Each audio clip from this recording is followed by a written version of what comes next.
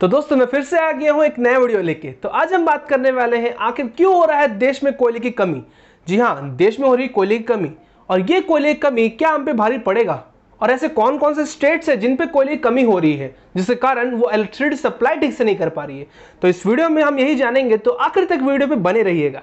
मेरा नाम है साई किरण, आप सबको बहुत बहुत स्वागत है मेरे आज के इस वीडियो में।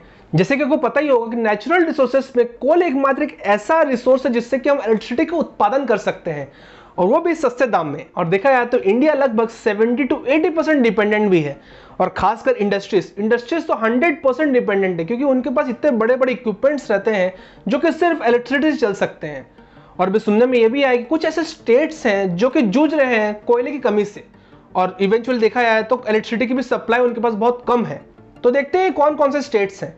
इसमें है पंजाब, हरियाणा, उत्तर प्रदेश, कर्नाटका, गोवा, आंध्र प्रदेश, राजस्थान। तो ये 7 स्टेट हैं जहां की कोयले की बहुत कमी है, और इन स्टेट्स ने बहुत ठोस कदम भी उठाए हैं, जैसे कि इंडस्ट्रीज को बहुत कम सप्लाई कर रहे हैं करंट, जिसके कारण इंडस्ट्रीज 100% फुल फ्लैश पे नहीं चल पा रही हैं, और जिसके कारण उनको लॉस भी हो रहा है। और फार्मिंग सेक्टर के लिए भी इन्होंने कुछ किया है कि कुछ निर्देशक दिया गया टाइम का, उस टाइम लिमिट में ही उनको करंट मिलेगा। तो सिचुएशन बहुत बिगड़ा हुआ है। और यूनियन पावर मिनिस्टर के द्वारा ये बताया गया है कि इस अप्रैल के स्टार्टिंग में ही डोमेस्टिक पावर का डिमांड जो है वो 38 ईयर्स के हाई को टच कर दिया है। तो सोचिए कंजम्पशन कितना बढ़ गया है। वैसे रिपोर्ट्स भी मानी जाए तो ये कहा जा रहा है कि 3000 मेगावाट की कमी हो रही है, और एक्चुअल रिक्वायरमेंट है 1,88,576 मेगावाट का। और ये सातों स्टेट के चीफ मिनिस्टर्स लगातार सेंट्रल गवर्नमेंट को चिट्ठियां लिख रहे हैं, और मीडिया में भी ये बोलते दिख रहे हैं कि हमको कोयले की कमी है, पर अभी तक वहां से कोई जवाब नहीं आया है। वैसे देखा जाए तो कुछ स्टेट्स ऐसे भी हैं जिसे कहा जाता है इंडिया का रिचेस्ट कोल स्टेट्स, जो कि है छत्तीसगढ़ और उड़ीसा। यहाँ अभी तक ऐसे कोई कमी नहीं हुई है कोयले की।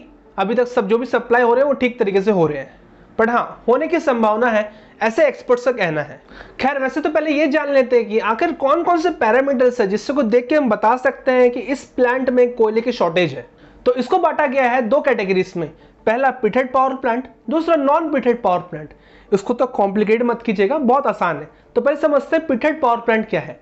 पिटेड पावर प्लांट वो प्लांट्स है जिसके कोल माइंस पास में ही है, जिनको कि ज्यादा कोल का स्टोरेज रखने की जरूरत नहीं, क्योंकि लगातार कोल आते सप्लाई होता रहेगा। और नॉन पिटेड पावर प्लांट्स ऐसे पावर प्लांट्स है जिसके कोल माइंस लगभग 1500 किलोमीटर से दूर है, तो इनको रखना पड़ता है थोड़ा ज्यादा कोल, लगभग 15 से लेकर 30 दिन के आसपास इनको स्टोरेज रखना पड़ता है कोल का।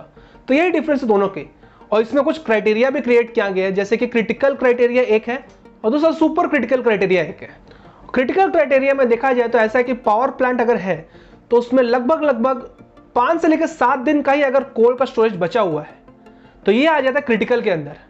और सुपर क्रिटिकल मतलब ये है कि जिसमें कि लगभग 3 से लेकर 4 दिन का ही कोल बचा हुआ है, तो ये आ जाता है सुपर क्रिटिकल के अंदर। और अगर आपने कभी क्राइटेरिया क्रिटिकल या सुपर क्रिटिकल सुना है तो आप समझ जाइए कि वहां कोल की बहुत कमी है उस प्लांट में।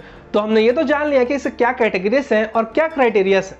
तो अब ये जानते हैं कि आखिर इनको कैसे पता चलता है कि इनके प्लांट में इतने दिन का स्टोरेज बचा हुआ है, क्योंकि हम तो भाई कैलकुलेट किस तरीके से करेंगे। तो कैलकुलेट करने का बहुत सिंपल कैलकुलेशन है इनका। ये देखते हैं 10 दिन का प्रीवियस कंजम्पशन। सपोज इनका कंजम्पशन आता है 100 यूनिट का, तो इनको पता है कि जो 11वें दिन का कंजम्पशन है वो भी 100 यूनिट के आसपास ही आएगा। तो इस तरीके से ये अपने स्टोरेज मानते हैं। तो फॉर एग्जांपल हमने देख लेते हैं कि जैसे 400 यूनिट एक प्लांट के पास पड़ा हुआ है, जैसे कि मैंने कहा कि 100 यूनिट का डेली खपत है, तो उनके पास 4 दिन का कोल का सप्लाई है, मतलब कोल का स्टोरेज है उनके पास। यह सिंपल कैलकुलेशन है जिससे कि उनको पता चल जाता है एक प्लांट को कि उनके पास कितना कोल का स्टोरेज है। पर बात मेन ये आती कि भाई कमी क्यों हुई कोयले की। आपको ये तो पता ही होगा, इंडिया लार्जेस्ट मतलब सेकेंड लार्जेस्ट प्रोड्यूसर है कोल का, और सेकेंड लार्जेस्ट इंपोर्टर भी है। इंडिया आज के दिन में लगभग 75% कोयला अपना यूज करता है और 25% कोयला इंपोर्ट करवाता है।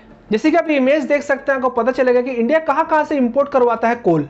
और ये कोयले की कमी सिर्फ इंडिया को ही नहीं है, बाकी देशों को भी है, जिसकी वजह से कोयले का दाम बहुत बढ़ा हुआ है।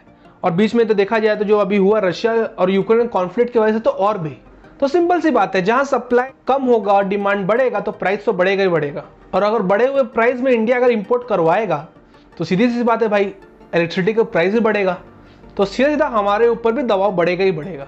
और गवर्नमेंट को भी बहुत मुश्किल हो रहे हैं खरीदने में, क्योंकि उनको भी बहुत भारी पैसा चुकाना पड़ रहा है इसकी वजह से। और कोल के सप्लाई ठीक से ना होने के कारण बहुत से पावर प्लांट भी शट डाउन हो गई हैं। मुंबई हो गया, राजस्थान हो गया, बिहार हो गया, कितने सारे पावर प्लांट्स बंद पड़ गए हैं। तो अब जो पावर प्लांट्स चल रहे हैं उनके ऊपर बहुत लोड आ गया है और वहां भी सप्लाई ठीक से पहुंच नहीं पा रहा है, जिसकी वजह से ये पावर कट्स जो आप देख रहे होंगे बिहार, राजस्थान, महाराष्ट्र में, इसी वजह से हो रहा है क्योंकि उनके पास पर्याप्त कोल नहीं है। तो अभी गवर्नमेंट के पास ऐसे कौन सा पॉसिबल ऑप्शन है जिससे कि आने वाले दिनों में हम इस कोयले की प्रॉब्लम से बाहर निकल सके। इसका बेस्ट एक ऑप्शन है रिन्यूएबल एनर्जी, क्योंकि नेचुरल रिसोर्सेज हमारे साथ कब तक है हम कुछ नहीं पता है, कब खत्म हो जाए। जैसे पेट्रोल हो गया, डीजल हो गया, कोयला हो गया, इसके ऊपर हम लाइफ टाइम तक डिपेंड नहीं हो सकते। तो हमें रिन्यूएबल एनर्जी पे आना ही पड़ेगा। तो आज भी देखा है तो केरला में एक ऐसा बहुत सारे घर हैं जहाँ की पावर सप्लाई सिर्फ सोलार एनर्जी से आ रहा है, वहाँ एसी चला ले रहे हैं, फैन चला ले रहे हैं। तो हमें भी उसको अपनाना पड़ेगा धीरे धीरे। और देखा जाए तो आने वाला कल इलेक्ट्रिक व्हीकल्स के ऊपर डिपेंड होने वाला है। तो अगर इलेक्ट्रिसिटी की कमी हो जाए तो इलेक्ट्रिक व्हीकल्स का क्या मतलब। तो गवर्नमेंट का इसका हल जल्द से जल्द निकालना चाहिए। तो ये रहा आज का वीडियो। उम्मीद है आपको आज का वीडियो पसंद आया होगा। अगर वीडियो पसंद आया तो लाइक, शेयर, कमेंट करना मत भूलना। और हाँ, चैनल को सब्सक्राइब भी जरूर करना। और जाने से पहले अगर आप साइबर क्राइम से बचना चाहते हो तो इस वीडियो को अगला जरूर देखिएगा। तब तक के लिए नमस्ते।